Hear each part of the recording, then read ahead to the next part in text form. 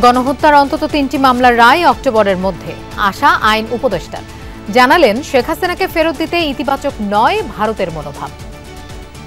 ভারতের যে মনোভঙ্গি, এটা দেখে মনে হচ্ছে তারা এটা নানান অজুহাতে তারা এটাকে নাকচ করার চেষ্টা করবে। তাই আমাদের কাছে মনে হয় না সরল বিশ্বাসে এই আইনটা প্রতিপালন করার ইচ্ছা তাদের রয়েছে। আসছে ডিসেম্বরেই জাতীয় নির্বাচনের প্রস্তুতি নিচ্ছে কমিশন। সরকার চাইলে সীমিত পরিসরে হতে পারে স্থানীয় সরকারের ভোটও। আমাদেরকে আর্লিয়েস্ট ডেটটা ধরে নিয়েই প্রস্তুতি নিতে হচ্ছে। আমাদের অবস্থান এখনো অপরিবর্তিত। আমরা ডিসেম্বরকে ধরে নিয়েই আমাদের প্রস্তুতি গ্রহণ করছি। ব্যাংককে এপ্রিলের বিমস্টেক সামিটে সাক্ষাৎ হতে যাচ্ছে ইউনূস মোদির। সাইডলাইনে বৈঠক হতে পারে দুই প্রতিবেশী সরকার প্রধানের। দেশে গত বছর বেড়েছে দুর্নীতি, গেল ১৩ বছরের সর্বনিম্ন স্কোর। বিগত সরকারের লুটপাটের কারণে এই পরিণতি, বলছে টিআইবি। উচ্চ পর্যায়ের নির্দেশে ধ্বংস করা হয় সাগর রুনি হত্যার বহু আলামত, অভিযোগ বাদীপক্ষের। এপ্রিলের টাস্কফোর্সের তদন্ত প্রতিবেদন। অপারেশন ডেভিল হান্ট সফল করতে আইন শৃঙ্খলা বাহিনীকে আরও তৎপর হওয়ার নির্দেশ স্বরাষ্ট্র উপদেষ্টার।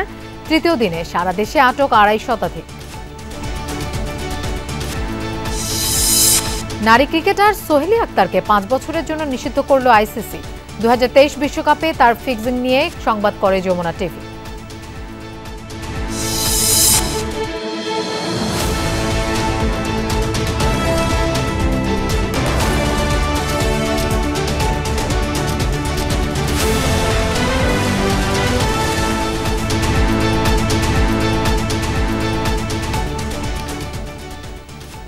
শুভেচ্ছা, আমন্ত্রণ সন্ধ্যার বাংলাদেশের আয়োজনে।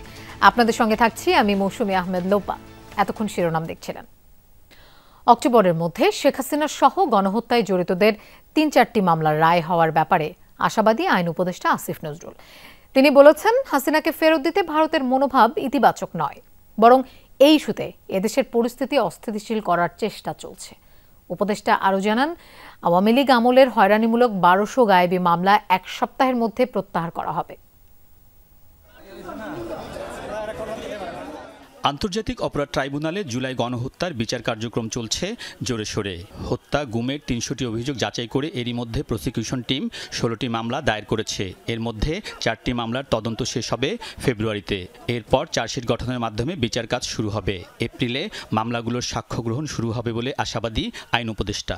অক্টোবরের মধ্যে আমরা ৩-৪টা মামলার রায় পেতে যাচ্ছি বলে আশা করি। এই সমস্ত মামলায় সাবেক প্রধানমন্ত্রী শেখ হাসিনা সহ আওয়ামী লীগের শীর্ষস্থানীয় নেতৃবৃন্দ এবং শীর্ষস্থানীয় কিছু পুলিশ এবং প্রশাসনিক কর্মকর্তা এই সমস্ত মামলায় আসামি হিসাবে রয়েছেন। গণহত্যার মামলার আসামি ভারতে পলাতক শেখ হাসিনাকে ফেরত আনতে ইন্টারপোলে আবেদন করেছে বাংলাদেশ। তবে তাকে ফেরত দিতে ভারতের অবস্থান ইতিবাচক নয় বলে জানিয়েছেন ডক্টর আসিফ নজরুল। ভারতের যে মনোভঙ্গি, এটা দেখে মনে হচ্ছে তারা এটা নানান অজুহাতে তারা এটাকে নাকচ করার চেষ্টা করবে এবং বরং তারা শেখ হাসিনাকে আশ্রয় দিয়ে তাকে অবাধে বাংলাদেশ সম্পর্কে উৎসাহমূলক, উস্কানিমূলক, বিভ্রান্তিকর কথাবার্তা বলতে দিয়ে বাংলাদেশে অস্থিতিশীলতা তৈরির যে প্রচেষ্টা করছে, তাতে আমাদের কাছে মনে হয় না এই আইনটা গুড ফেইথে বা সরল বিশ্বাসে এই আইনটা প্রতিপালন করার ইচ্ছা তাদের রয়েছে। আইন উপদেষ্টা জানান, বাছাই করে আওয়ামী লীগ আমলের ১৬,২২৯টি রাজনৈতিক হয়রানিমূলক গায়েবী মামলা চিহ্নিত করা হয়েছে। ১২১৪টি মামলা আগামী ১ সপ্তাহের মধ্যে প্রত্যাহার হবে। এই ১২১৪টির মধ্যে ৫৩টি মামলার প্রত্যাহার সংক্রান্ত গেজেট আজকালের মধ্যে প্রকাশিত হবে। সাইবার সিকিউরিটি আইনে মত প্রকাশের স্বাধীনতা সংক্রান্ত ৩৯৬টি মামলা আওয়ামী লীগ আমলে বিচারাধীন ছিল। ৩৩২টি মামলা এরই মধ্যে প্রত্যাহার হয়েছে। বাকি ৬১টি মামলা ফেব্রুয়ারির মধ্যে প্রত্যাহার হবে বলে জানিয়েছেন আইন উপদেষ্টা। এ সময় গৃহযুদ্ধ নিয়ে আওয়ামী লীগের মিথ্যা প্রচারে পাত্তা না দেওয়ারও আহ্বান জানান তিনি। প্রশ্নই আসে না, এগুলি অপপ্রচার, উস্কানিমূলক কথাবার্তা। আলমগীর স্বপন, যমুনা নিউজ, ঢাকা। ঢাকা উত্তর সিটি কর্পোরেশনের সাবেক মেয়র আতিকুল ইসলাম সহ ৬ জনকে জুলাই গণহত্যার মামলায় গ্রেফতার দেখানোর নির্দেশ দিয়েছেন আন্তর্জাতিক অপরাধ ট্রাইব্যুনাল। আগামী ১৭ ফেব্রুয়ারি ট্রাইব্যুনালে হাজির করার নির্দেশও দেওয়া হয়েছে। এদিকে আইনে সংশোধনী আনার ফলে তদন্তে আরও গতি আসবে বলছে প্রসিকিউশন। জুলাই আগস্ট আন্দোলনে রাজধানীর যে কটি স্থানে নির্বিচারে হত্যাকাণ্ড চালানো হয় তার অন্যতম উত্তরা এলাকা। ভিডিও ফুটেজে আইনশৃঙ্খলা বাহিনীর পাশাপাশি গুলি চালাতে দেখা যায় আওয়ামী লীগ নেতাকর্মীদেরও। উত্তরায় চালানো গণহত্যার মামলায় মঙ্গলবার উত্তর সিটির সাবেক মেয়র আতিকুল ইসলামকে হাজির করার নির্দেশ দেন আন্তর্জাতিক অপরাধ ট্রাইব্যুনাল। একই সাথে হাজিরের নির্দেশ দেয়া হয় ভিডিও ফুটেজ দেখে চিহ্নিত 5 আওয়ামী লীগ নেতাকর্মীকেও। ঢাকা উত্তরে প্রায় 200 লোক নিহত হয়েছে। মেয়র আতিকুল ইসলাম একজন নির্দেশদাতা হিসেবে তিনি ভূমিকা পালন করেছেন এবং অন্যান্য যে নামগুলো বলেছি তারা সরাসরি ঘটনাস্থলে থেকে নির্দেশনা দিয়েছেন। পৃথক আবেদনের প্রেক্ষিতে কনস্টেবল হোসেন আলীর একদিনের রিমান্ড মঞ্জুর করেন ট্রাইব্যুনাল। পরোয়ানা জারি করা হয় আরও এক পুলিশ সদস্যের বিরুদ্ধে। এদিকে সোমবার রাতে দ্বিতীয়বার ট্রাইব্যুনাল আইনে সংশোধনী আনা হয়। এর ফলে তদন্তকালে নথিপত্র জব্দ, আসামির বিদেশ যাত্রায় নিষেধাজ্ঞা এবং সম্পত্তি জব্দের ক্ষমতা দেয়া হয় ট্রাইব্যুনালকে। তদন্তকারী কর্মকর্তাকে এক্সক্লুসিভ পাওয়ার দেওয়া হয়েছে যে উনি যে তদন্তকালে প্রয়োজনীয় যে কোনো ডকুমেন্ট সিজ করতে পারবেন এবং যে কোনো স্থান সার্চ করতে পারবেন। ট্রাইব্যুনালের ক্ষমতা দেওয়া হয়েছে যে আসামির সম্পত্তি এটি ভিকটিম অথবা রাষ্ট্রকে প্রদান করা হবে এবং বিদেশ যাত্রায় তাদের ব্যাপারে ট্রাইব্যুনাল যে কোনো সিদ্ধান্ত দিতে পারে। সেই সংশোধনীয় এই নতুন অ্যামেন্ডমেন্টে আনা হয়েছে। জুলাই হত্যাকাণ্ডের বিচারে ট্রাইব্যুনালের কার্যক্রম শুরুর পর এখন পর্যন্ত 18 মামলায় পরোয়ানা জারি করা হলো 122 জনের বিরুদ্ধে। আরিফুর রহমান সবুজ, যমুনা নিউজ, ঢাকা। ডিসেম্বর ধরেই জাতীয় নির্বাচনের প্রস্তুতি নিচ্ছে কমিশন। বড় পরিসরে স্থানীয় সরকার নির্বাচন করতে হলে পিছিয়ে যাবে জাতীয় নির্বাচন। উন্নয়ন সহযোগী দেশের রাষ্ট্রদূতদের সাথে বৈঠক শেষে এসব জানান কমিশনার আবুল ফজল মোহাম্মদ সানাউল্লাহ। বাংলাদেশের ইতিহাসে সেরা নির্বাচন প্রত্যাশা করে ইউএনডিপি, বলেছেন সংস্থাটির ঢাকা মিশন প্রধান স্টেফান লিলার। নির্বাচন ও সংস্কার নিয়ে রাজনৈতিক দল ও অন্তর্বর্তী সরকারের মধ্যে দর কষাকষি চলছে শুরু থেকেই। বিএনপি বারবার নির্বাচনী রোডম্যাপ ঘোষণা দাবি জানিয়ে আসছে। অন্যদিকে সংস্কার বাস্তবায়ন ও গণহত্যায় দায়ীদের বিচারের আগে ভোটের পক্ষে নয় গণ অভ্যুত্থানে সামনে থাকা শিক্ষার্থীরা সহ কয়েকটি রাজনৈতিক দল। এমন বাস্তবতায় নির্বাচন ভবনে মঙ্গলবার সকালে ইউএনডিপি সহ 17টি দেশের রাষ্ট্রদূত ও প্রতিনিধিরা বৈঠক করেন সিইসি এএম নাসির উদ্দিন ও অন্যান্য কমিশনারদের সাথে। ত্রয়োদশ জাতীয় সংসদ নির্বাচন সামনে রেখে কমিশনের প্রস্তুতি ও উন্নয়ন সহযোগী দেশগুলো কিভাবে কোন কোন ক্ষেত্রে সহযোগিতা করতে চায় তাদের পরিকল্পনা তুলে ধরা হয়। এরই মধ্যে ভোটার তালিকা হালনাগাদ কর্মসূচিতে প্রযুক্তিগত ও সক্ষমতা বৃদ্ধিতে সহায়তা করছে ইউএনডিপি। প্রায় 1.5 ঘন্টা ধরে চলে এই বৈঠক। পরে ইউএনডিপির ঢাকার মিশন প্রধান একটি সুষ্ঠু ও অবাধ নির্বাচনের প্রত্যাশার কথা জানান।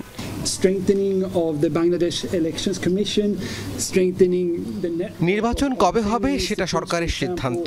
আমরা অবাধ, সুষ্ঠু ও বাংলাদেশের ইতিহাসের সেরা নির্বাচন প্রত্যাশা করি। এজন্য কারিগরি সহায়তা, সক্ষমতা বৃদ্ধি, প্রবাসী ভোটার সহ নির্বাচন কমিশনকে শক্তিশালী করতে আমরা সহায়তা করব।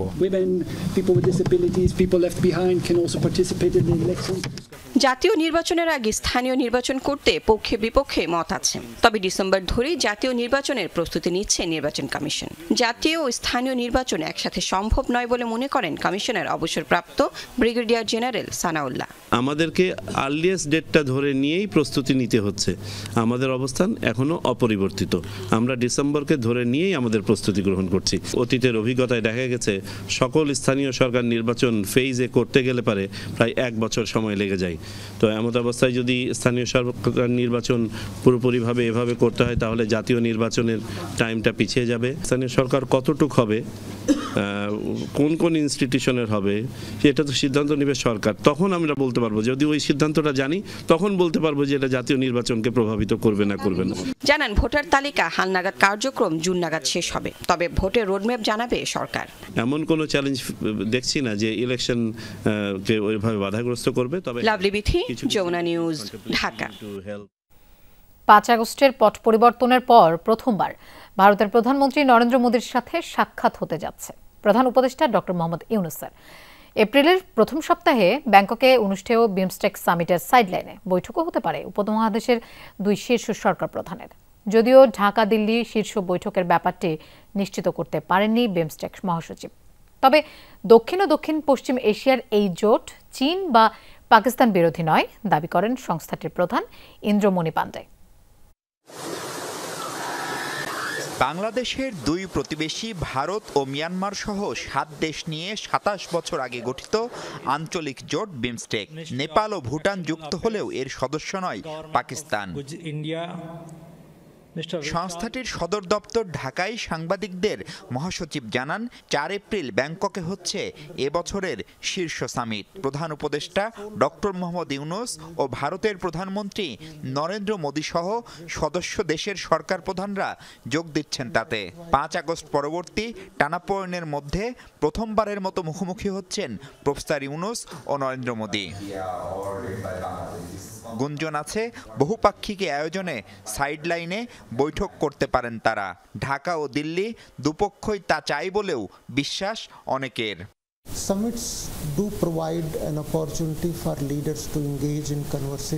সদস্য দেশগুলো সরকার প্রধানদের দেখাতে হবেই, তবে আলাদাভাবে তারা বৈঠক করবেন কিনা সেটি নির্ভর করছে দুদেশের সরকারের ওপর।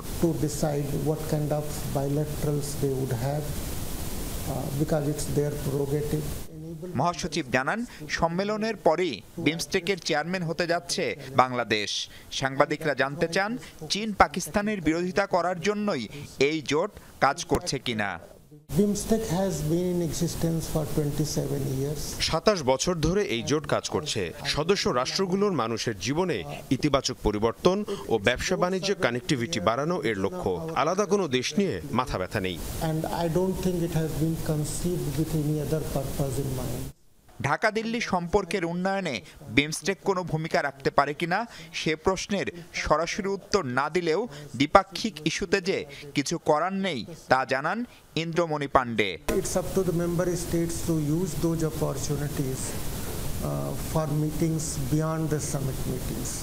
মাহফুজ মিশু, যমুনা নিউজ, ঢাকা। বিশ্বের দুর্নীতিগ্রস্ত দেশগুলোর তালিকায় বাংলাদেশের অবস্থান 14। লুটপাট এবং দুর্নীতিবাজদের তোষণে এই ক্রম অবনতি বলছে ট্রান্সপারেন্সি ইন্টারন্যাশনাল বাংলাদেশ টিআইবি। সংস্থার নির্বাহী পরিচালক ডক্টর ইফতেখারুজ্জামান জানান, 2024 সালের স্কোর ও উচ্চ ক্রম অনুযায়ী বাংলাদেশের অবস্থানের অবনতি ঘটেছে। সিপিআই 2024 অনুযায়ী 100-র মধ্যে বৈশ্বিক গড় স্কোর যেখানে 43, সেখানে বাংলাদেশের স্কোর মাত্র 23। সূচকে সবচেয়ে বেশি দুর্নীতিগ্রস্ত দেশ দক্ষিণ সুদান, আর সবচেয়ে কম দুর্নীতি হয়েছে ডেনমার্কে। আন্তর্জাতিক দুর্নীতি বিরোধী সংস্থা টিআই এর দুর্নীতি ধারণা সূচক 2024 প্রকাশ করা হয় রাজধানী মাইডাস সেন্টারে। 2024 সালে বিশ্বের দুর্নীতিগ্রস্ত দেশগুলোর তালিকায় বাংলাদেশের অবস্থান সর্বনিম্ন থেকে 14।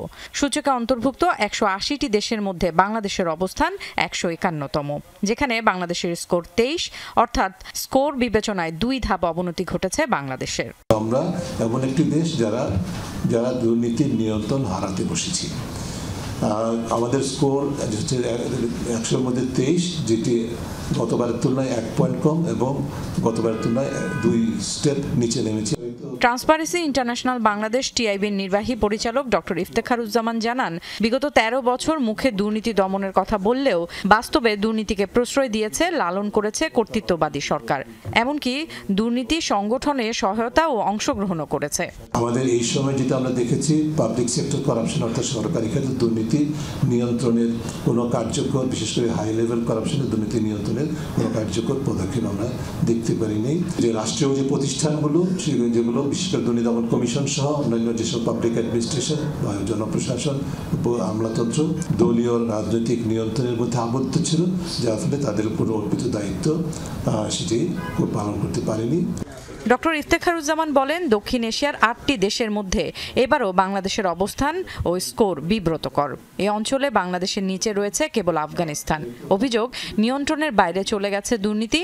এর ব্যাপকতা গভীর উদ্বেগজনক বলে জানান তিনি। দক্ষিণ এশিয়াতে বাংলাদেশ একমাত্র শ্রীলঙ্কার পাশাপাশি দেশ যারা 2012 থেকে এই পর্যন্ত সবচেয়ে লোয়েস্ট স্কোর করেছে। চৌর্যবৃত্ত ভিত্তিক রাজত্ব যেটা ছিল, তার উপর ভিত্তি করে যে স্বৈরতান্ত্রিক ব্যবস্থা, তার একটা চূড়ান্ত রূপ ধারণ করেছিল যে মেয়াদটি, অর্থাৎ নভেম্বর 2021 থেকে সেপ্টেম্বর 2024 এই মেয়াদটি। দুর্নীতির মাধ্যমে যেসব দেশে অর্থ পাচার করা হয় সেগুলো কম দুর্নীতিগ্রস্ত, তাই সেসব দেশে জবাবদিহিতা নিশ্চিতের বিষয়টি জোরালো হওয়ার বিষয়ে ভাবনার সুযোগ রয়েছে মত টিআইবির। সেন্টারগুলোর ফাঁকফোকর এরকম আছে যে এবং এমন পদ্ধতি আছে যেমন করে যে কোনো পরিমাণ অর্থ যে কোনো অবৈধ সূত্র হোক থেকে সেখানে গিয়ে লগ্নি করা যায়, অ্যাপার্টমেন্ট কেনা যায়, বিল্ডিং কেনা যায়। সূচক অনুযায়ী বিশ্বে সবচেয়ে বেশি দুর্নীতিগ্রস্ত দেশ দক্ষিণ সুদান, আর সবচেয়ে কম দুর্নীতি হয় ডেনমার্কে। যারা দুর্নীতিতে অভিযুক্ত তাদেরকে বিচার করা দূরে থাকুক। ফারহানা ন্যান্সি, যমুনা নিউজ, ঢাকা। আওয়ামী লীগ সরকারের প্রত্যক্ষ মদদেই ঘটানো হয়েছে সাগররুনি হত্যাকাণ্ড। পরে উচ্চ পর্যায়ের নির্দেশেই ধ্বংস করা হয় বহু আলামত। সকালে হাইকোর্ট প্রাঙ্গণে তদন্তের অগ্রগতি নিয়ে এক সংবাদ সম্মেলনে এমন অভিযোগ করেছেন মামলার বাদী। এপ্রিলে এই সরকার গঠিত টাস্কফোর্স তদন্ত প্রতিবেদন জমা দেওয়ার কথা। পরিবারের আশা এবার হত্যার রহস্য উন্মোচন সহ ন্যায় বিচার পাবেন। 2012 সালের 11 ফেব্রুয়ারি নিজ বাসায় কুপিয়ে হত্যা করা হয় সাংবাদিক দম্পতি সাগর রুনিকে। একমাত্র সন্তান 4.5 বছরের মাহির সারোয়ার মেঘের সামনেই তাদের খুন করা হয়। 13 বছরের আগের এই ছোট্ট শিশু এখন কিশোর। এ সময়ে দেখেছেন বাবা মায়ের হত্যা নিয়ে কত জল ঘোলা হয়েছে। তদন্ত সংস্থায় পরিবর্তন হয়েছে 4 দফা। প্রতিবেদন জমা দেওয়ার তারিখ পিছিয়েছে 114 বার। তবে পরিবর্তিত প্রেক্ষাপটে এবার আশার আলো দেখছেন সাগররুনি দম্পতির ছেলে মাহির সারোয়ার মেঘ। আগে তো কিছু হয়তো না, এখন তো দেখতেছি যে ওরা কাজ করতেছে। একটু হলেও আমরা হোপফুল, আশা করা যাচ্ছে যে মানে পজিটিভ কিছু একটা শুনতে পারবো। বিভিন্ন বাহিনী ঘুরে মামলাটি বর্তমানে তদন্ত করছে পিবিআই। বাদী মেহরুন রুনির ভাইয়ের দাবি হত্যাকাণ্ড ঘটেছে বিগত আওয়ামী লীগ সরকারের মদদে। আমরা সবসময় মনে করতাম যে আগের সরকার সংশ্লিষ্ট কেউ বা সরকার স্বয়ং এই হত্যাকাণ্ডের সাথে জড়িত, কারণ যত ধরনের আসলে নাটক হয়েছে, ডিএনএ টেস্ট থেকে শুরু করে আমাদেরকে হয়রানি, এবং স্বয়ং তৎকালীন যে প্রধানমন্ত্রী বলেছেন যে বেডরুমে পাহারা দেওয়ার দায়িত্ব তার না, এই সবগুলো থেকেই আমরা আসলে মনে করি যে তৎকালীন সরকার বা তাদের সংশ্লিষ্ট কেউ এটার সাথে জড়িত। গত 23 অক্টোবর এই মামলার তদন্তে 4 সদস্যের টাস্কফোর্স গঠন করে স্বরাষ্ট্র মন্ত্রণালয়। প্রধান করা হয় পিবিআই প্রধানকে। আগামী 4 এপ্রিল তদন্ত প্রতিবেদন জমা দিতে বলা হয়েছে টাস্কফোর্সকে। ভেস্টেড কোয়ার্টারের ইন্টারেস্ট ইমপ্লিমেন্ট করার জন্যই এই তদন্ত প্রক্রিয়াকে সঠিক আইনিভাবে পরিচালিত হতে দেওয়া হয়নি। র্যাব তো তদন্তকারী কোনো সংস্থা না, তাদের তদন্তের কোনো কার্যকারিতা নাই, তারা এক্সিকিউটিভ বডি, তারা আদেশ বাস্তবায়নকারী সংস্থা। তাদের কাছে কেনই বা তদন্ত করার জন্য দায়িত্ব দেওয়া হয়েছিল সেটিও খতিয়ে দেখছেন ইনভেস্টিগেটিং অফিসার। এর আগে এই মামলায় বিভিন্ন পর্যায়ে 160 জনকে জিজ্ঞাসাবাদ করেছে র্যাব। ডিএনএ পরীক্ষার জন্য যুক্তরাষ্ট্রে পাঠানো হয় হত্যায় ব্যবহৃত ছুরি, বটি সহ বিভিন্ন আলামত, কিন্তু হত্যাকাণ্ড রহস্যই থেকে গেছে। আরিফুর রহমান সবুজ, যমুনা নিউজ, ঢাকা। সাংবাদিক দম্পতি সাগর সারোয়ার ও মেহরুন রুনি হত্যার বিচার দাবিতে কাল স্বরাষ্ট্র উপদেষ্টা বরাবর স্মারকলিপি দেবে সাংবাদিকদের সংগঠন ঢাকা রিপোর্টার্স ইউনিটি। এছাড়া 2 মার্চের মধ্যে তদন্ত প্রতিবেদন না দিলে সংগ্রাম কমিটি তৈরি করে রাজপথে নামার ঘোষণাও এসেছে। সকালে ডিআরইউ এর সামনে সাগররুনি হত্যার প্রতিবাদে হয় বিক্ষোভ সমাবেশ। নির্মম হত্যাকাণ্ডে মেঘ হারিয়েছে বাবা সাগর সারোয়ার, মা মেহরুন রুনিকে। বিচারের অপেক্ষায় 13 বছর মেঘের সাথে সাংবাদিকরাও। সকালে ডিআরইউর সামনে প্রতি বছরের মতো এবারও প্রতিবাদ সমাবেশ। সাংবাদিক নেতাদের অভিযোগ, আওয়ামী লীগ সরকার নিজেই চায়নি এই হত্যাকাণ্ডের বিচার, তাই বারবার পিছিয়েছে তদন্ত প্রতিবেদন দেওয়ার সময়। যে কালিমা লেপন করেছে পতিত সরকার, বিচারের মাধ্যমে সেই কলঙ্ক মুছতে হবে অন্তর্বর্তী সরকারকে। মাননীয় প্রধান উপদেষ্টার বক্তব্য যেন পুঙ্খানুপুঙ্খরূপে বাস্তবায়ন হয়, আমরা সেই বাস্তবায়ন দেখতে চাই। দীর্ঘ 13 বছর যাদের কারণে বিচার হয়নি তাদেরও আইনের আওতায় আনার দাবি ওঠে সমাবেশে। প্রয়োজনে আরেকটি ট্রাইব্যুনাল বানিয়ে সাগর রুনি সহ সব সাংবাদিকদের হত্যার বিচারের কথা জানান বক্তারা।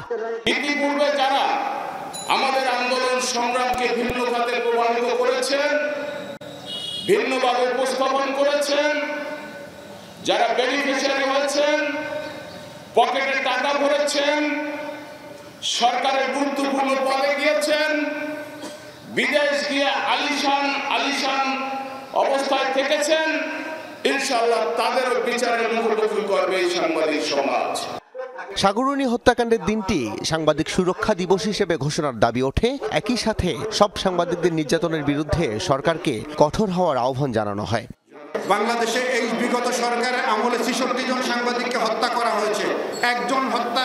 একটি সাংবাদিক হত্যার বিচারও আমরা পাইনি। আমাদের বিচার হয় না, আমাদের মান সম্মান বাড়ে না, আমাদের চাকরি নিরাপত্তা নাই। এই কথাগুলো বলার আগে আমাদেরও সংশোধন হওয়ার দরকার আছে। তদন্ত প্রতিবেদন দেওয়ার পরবর্তী সময় না মানা হলে কঠোর আন্দোলনের হুঁশিয়ারি সাংবাদিকদের। বুধবার স্বরাষ্ট্র উপদেষ্টা বরাবর দেয়া হবে স্মারকলিপি। 2012 সালের 11 ফেব্রুয়ারি ভোররাতে রাজধানীর পশ্চিম রাজাবাজারের বাসায় নৃশংসভাবে খুন হন এই সাংবাদিক দম্পতি। তারপর থেকেই বিচারের দাবিতে এমন সমাবেশ করে আসছে সাংবাদিকরা। আল আমিন হক অহন, যমুনা নিউজ, ঢাকা। জুলাই গণহত্যার মামলায় ডিবির সাবেক সহকারী কমিশনার জাবেদ ইকবালকে কারাগারে পাঠানোর নির্দেশ দিয়েছেন আন্তর্জাতিক অপরাধ ট্রাইব্যুনাল। এর আগে বিকেলে মোহাম্মদপুর এলাকা থেকে তাকে গ্রেফতার করে নিয়ে যাওয়া হয় ট্রাইব্যুনালে। শুনানি শেষে জাবেদকে কারাগারে পাঠানোর আদেশ দেন ট্রাইব্যুনাল। পরে প্রসিকিউটর গাজী MH তামিম জানান, জুলাই আন্দোলনে রাজধানীর উত্তরা এলাকায় হত্যাযজ্ঞ চালানোর বিষয়ে প্রাথমিক প্রমাণ পেয়েছে তদন্ত সংস্থা। পরে প্রসিকিউশনের আবেদনে জাবেদ ইকবালকে কারাগারে পাঠানোর নির্দেশ দেন ট্রাইব্যুনাল। জুলাই গণ অভ্যুত্থানকালীন সময়ে সংগঠিত মানবতা বিরোধী অপরাধে সম্পৃক্ত আছেন মর্মে প্রাথমিকভাবে তদন্ত সংস্থা থেকে প্রাপ্ত চিঠিতে প্রসিকিউশন জানতে পেরেছে এবং তারই ভিত্তিতে প্রসিকিউশনের পক্ষ থেকে আজকে ট্রাইব্যুনালে একটি গ্রেফতারি পরোয়ানার আবেদন করা হয়েছিল, যে আবেদনের প্রেক্ষিতেই তার বিরুদ্ধে গ্রেফতারি পরোয়ানা জারি হয়েছিল। বিচার বিভাগ, পুলিশ সহ সবাই সঠিকভাবে কাজ করলে কমবে মবতন্ত্র, এ মন্তব্য করেছেন আইন উপদেষ্টা। অপারেশন ডেভিল হান্ট সফল করতে আইন শৃঙ্খলা বাহিনী সহ সংশ্লিষ্টদের আরও তৎপর হওয়ার আহ্বান জানিয়েছেন স্বরাষ্ট্র উপদেষ্টা। আর শিল্প উপদেষ্টা দেশে বিচার বহির্ভূত হত্যাকাণ্ড বন্ধে আইন শৃঙ্খলা বাহিনীকে সজাগ থাকার আহ্বান জানিয়েছেন। সকালে রাজারবাগ পুলিশ লাইন্সে দেশের পরিবর্তিত পরিস্থিতিতে মানবাধিকার ও পরিবেশের ওপর গুরুত্বসহ আইন প্রয়োগ বিষয়ক এই কর্মশালার আয়োজন করে স্বরাষ্ট্র মন্ত্রণালয়, যেখানে 3 উপদেষ্টা সহ বিভিন্ন প্রতিষ্ঠানের ঊর্ধ্বতন কর্মকর্তারা উপস্থিত ছিলেন। শুরুতেই শিল্প উপদেষ্টা বলেন, বিগত 15 বছরে আওয়ামী সরকার আইন শৃঙ্খলা বাহিনী সহ সবাইকে ব্যবহার করেছে ফ্যাসিবাদ প্রতিষ্ঠায়। দেশে বিচার বহির্ভূত হত্যাকাণ্ড বন্ধে সজাগ থাকার আহ্বান জানান তিনি। ন্যায়ভিত্তিক কাজ যেন বেসিক হিউম্যান রাইটস প্রিন্সিপালকে আপহোল্ড করে সমস্ত আইন শৃঙ্খলার বাহিনীগুলো এগিয়ে যেতে পারে, যেন কোনো অবস্থায় গুমের মতো কোনো ঘটনা না ঘটে, যেন বিচার বহির্ভূত হত্যাকাণ্ড না ঘটে, আইনের আওতায় এনে শাস্তি দেওয়ার ব্যবস্থা যেন ঠিকমতো হয়, আদালতগুলো যেন ঠিকভাবে ফাংশনাল হয়। কারণ পুলিশ, আইন শৃঙ্খলা রক্ষাকারী বাহিনী এখনো পর্যন্ত থিওরিটিক্যালি, কিন্তু যেটা হওয়ার কথা সেটা জনগণের বন্ধু, জনগণের পাশে থাকার কথা। এটাই যে কোনো গণতান্ত্রিক রাষ্ট্রের কাজ। পরে আইন উপদেষ্টা বলেন, গত 15 বছরের প্রতিটা গুম খুনের বিচার করা হবে, তাই বিচার বিভাগ সহ সকলকে সঠিকভাবে কাজ করার আহ্বান জানান তিনি। যে প্রতিটা হত্যার বিচার হবে, প্রতিটা গুমের বিচার হবে, 15 বছরের অরাজকতার বিচার হবে, আমরা এই বার্তা দিতে না পারলে আমাদের এখানে থাকার তো কোনো মানে হয় না। যখন দেশের মানুষ দেখবে রাষ্ট্র এক্সিস্ট করে, পুলিশ আদালত ঠিকমতো ফাংশন করে, তখন এই যে মবক্রেসি, যেটাকে আমরা মবতন্ত্রের বিরুদ্ধে যে আমরা এত বেশি সোচ্চার হই, আমরা এটাকে ভয়াবহ জিনিস মনে করি এই মবতন্ত্রকে, কিন্তু যখন পুলিশ, কোর্ট, আইন শৃঙ্খলা পরিস্থিতি সব কিছু ঠিকমতো কাজ করবে, তখন মবের প্রকোপ আমি মনে করি আরো কমে যাবে। প্রধান অতিথির বক্তব্যে স্বরাষ্ট্র উপদেষ্টা অপারেশন ডেভিল হান্ট সফল করার আহ্বান জানিয়ে বলেন, প্রত্যেক অপরাধীকে আইনের আওতায় এনে বিচার নিশ্চিত করতে হবে। তারা যেন আবারও জামিনে বেরিয়ে অপকর্মে জড়াতে না পারে, সেদিকেও বিচারকদের সজাগ দৃষ্টি রাখার আহ্বান জানান তিনি। আমি আইন শৃঙ্খলা বাহিনীকে আরো তৎপর হতে বলবো। অপারেশন ডেভিল হান্টকে আমি বলবো, no devil should be escape from law enforcing agencies. আইনজীবীদের আমি বলবো, আপনারা আদালতে দায়েরকৃত প্রতিটি মামলায় ধার্য তারিখ এ সময়ে উপস্থিত থাকুন। প্রসিকিউটিং এজেন্সির সাথে টাইম টু টাইম যোগাযোগ করে পর্যাপ্ত তথ্য নিজেদের সমৃদ্ধ রাখুন। কোনোভাবেই যেন কোনো সন্ত্রাসী জামিন না পায়, সর্বোচ্চ সতর্ক থাকুন। পতিত ফ্যাসিবাদের দোসররা এখনো নৈরাজ্য সৃষ্টি করে তাদের অবস্থান জানান দেওয়ার চেষ্টা করছে। তাদের প্রতিরোধে সরকারের কঠোর অবস্থানের কথা জানান স্বরাষ্ট্র উপদেষ্টা। আমরা কোনো অপরাধীকে রাস্তায়, বাজারে, মাঠে, ময়দানে, রাজপথে দেখতে চাই না। আশিক মাহমুদ, যমুনা নিউজ, ঢাকা। পুলিশ এবং মন্ত্রণালয়ের সারা দেশে অপারেশন ডেভিল হান্টে গত 24 ঘন্টায় 607 জনকে গ্রেফতার করা হয়েছে বলে জানিয়েছে পুলিশ হেডকোয়ার্টার্স। এছাড়া অন্যান্য মামলায় 1168 জন গ্রেফতার হয়েছে। অপারেশন ডেভিল হান্টে গাজীপুরে 81 জনকে গ্রেফতার করা হয়েছে। পুলিশ জানায় সোমবার রাত থেকে অভিযান চালিয়ে মহানগরের টঙ্গী পূর্ব থানায় 7, টঙ্গী পশ্চিম থানায় 8, গাছা থানায় 6, বাসন থানায় 9, সদর থানায় 19, পুবাইল থানায় 2 জন সহ অন্যান্য থানায় মোট 69 জনকে আটক করা হয়েছে। এছাড়া জেলার 5 থানায় অভিযান চালিয়ে 12 জনকে আটক করেছে পুলিশ। এ নিয়ে গত 3 দিনে 263 জনকে গ্রেফতার করল পুলিশ। এছাড়া রংপুরে গ্রেফতার করা হয়েছে 21 জনকে। পুলিশ জানায় রংপুর মহানগরীতে 3 এবং বিভাগের 8 জেলা থেকে 18 জনকে গ্রেফতার করেছে যৌথ বাহিনী। এর মধ্যে কুড়িগ্রামে 6, দিনাজপুরে 3, ঠাকুরগাঁওয়ে 6 এবং রংপুরে 2, লালমনিরহাট থেকে 1 জনকে গ্রেফতার করা হয়েছে। সোমবার সকাল 6টা থেকে অভিযান চালিয়ে আজ সকাল 6টা পর্যন্ত তাদেরকে গ্রেফতার করা হয়। এছাড়া পাবনায় 15, নরসিংদীতে 18, পটুয়াখালীতে 11, চুয়াডাঙ্গায় 9 এবং সুনামগঞ্জে 7 জনকে গ্রেফতার করা হয়েছে। প্রধান উপদেষ্টা ডক্টর মোহাম্মদ ইউনূসের সঙ্গে সাক্ষাৎ করেছেন বাংলাদেশে নিযুক্ত মার্কিন chargé d'affaires Tracey Jacobson. বিকেলে রাষ্ট্রীয় অতিথি ভবন যমুনায় সাক্ষাতে পারস্পরিক স্বার্থ সংশ্লিষ্ট বিষয় এবং বিশ্বব্যাপী ইউএসএআইডি এর কার্যক্রম স্থগিতের প্রভাব নিয়ে আলোচনা হয়। প্রধান উপদেষ্টা বলেন, ইউএসএআইডি এর ভবিষ্যৎ যাই হোক, পুনর্গঠন ও সংস্কারের গুরুত্বপূর্ণ সময়ে বাংলাদেশের মার্কিন সহায়তা প্রয়োজন। এছাড়াও ঐকমত্য কমিশন গঠন ও দেশের রাজনৈতিক দলগুলোর সঙ্গে সংলাপ শুরুর কথা তুলে ধরেন প্রধান উপদেষ্টা।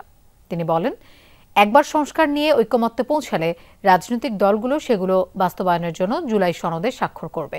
চার্জ দ্য অ্যাফেয়ার্স জ্যাকবসন নতুন সরকারের নির্বাচন নিরপেক্ষ, সুষ্ঠু ও অন্তর্ভুক্তিমূলক করার উপর জোর দেন।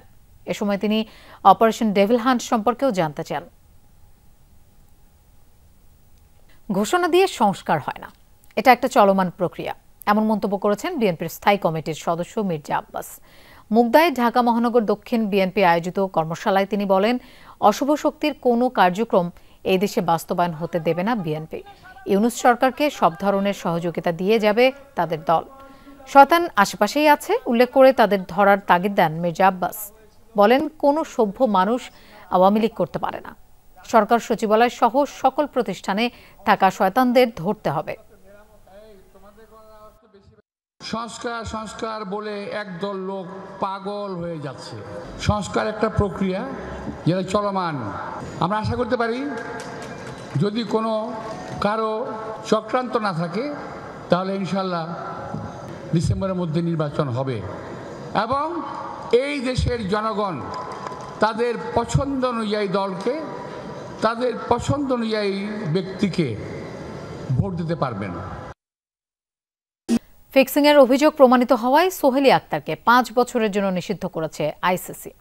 আকসুকে না জানানো ও ফিক্সিংয়ের প্রস্তাব দেয়া সহ মোট 5টি ধারায় তাকে নিষিদ্ধ করেছে সংস্থাটি।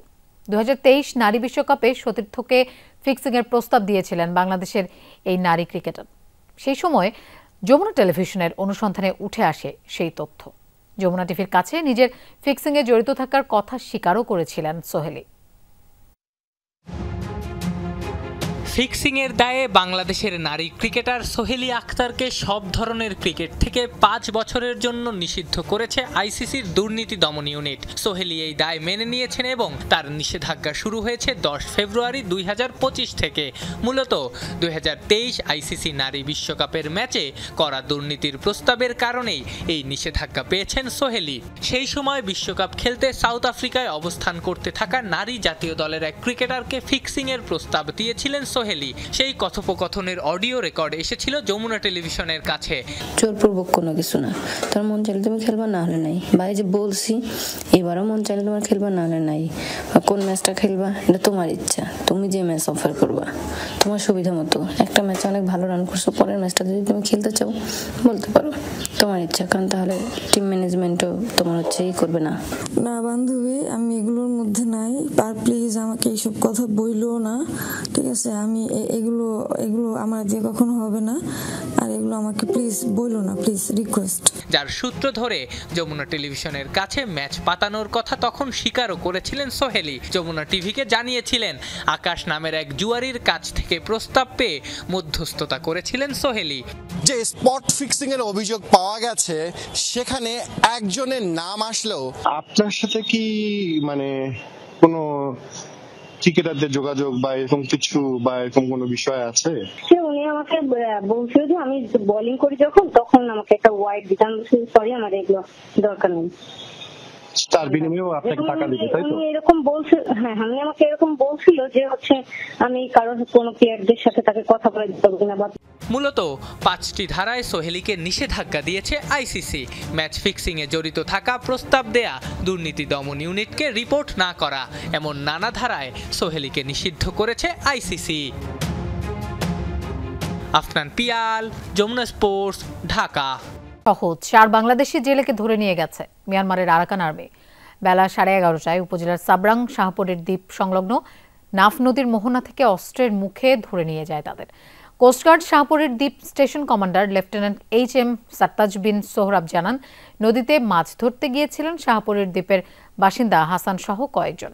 এক পর্যায়ে মিয়ানমারের দিক থেকে একটি স্পিড বোটে আসা একদল আরাকান আর্মি অস্ত্রের মুখে ট্রলারটিকে ঘিরে ফেলে। পরে জেলেসহ ট্রলারটি মিয়ানমারের অভ্যন্তরে নিয়ে যায়। খবর পাওয়ার পর থেকে জিম্মিদের উদ্ধার তৎপরতা এবং নাফ নদীতে নজরদারি বাড়িয়েছে কোস্টগার্ড। এক যুগেরও বেশি সময় পর অবশেষে সিন্ডিকেটের কবল থেকে উন্মুক্ত করা হলো চট্টগ্রাম সন্দ্বীপ নৌরুটের সব ঘাট। স্থানীয় এক আওয়ামী লীগ নেতা ও উপজেলা চেয়ারম্যানের দখলে ছিল ঘাটগুলো। সকালে আনুষ্ঠানিকভাবে পরিচালনার দায়িত্ব নেয় বিআইডব্লিউটিএ। 34% ভাড়া কমানোয় এবং চলাচলের নৌযান বৃদ্ধি করায় খুশি যাত্রীরা।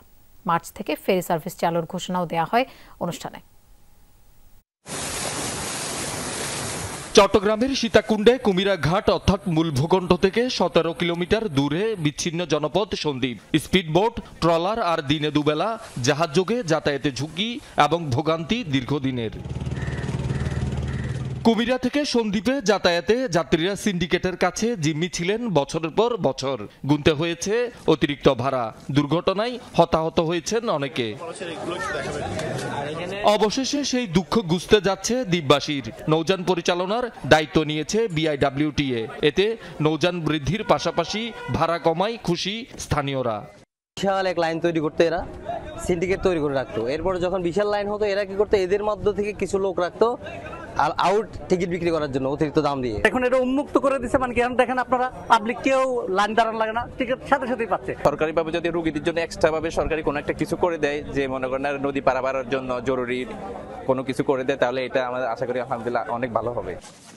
সকালে এক অনুষ্ঠানে কুমিরা ও গুপ্তছড়া ঘাটের শুল্কায়ন, নিয়ন্ত্রণ ও ব্যবস্থাপনা এককভাবে নেয় বিআইডব্লিউটিএ। সন্দ্বীপ চট্টগ্রাম নৌরুটে স্পিডবোটের নতুন ভাড়া নির্ধারণ করা হয় 250 টাকা।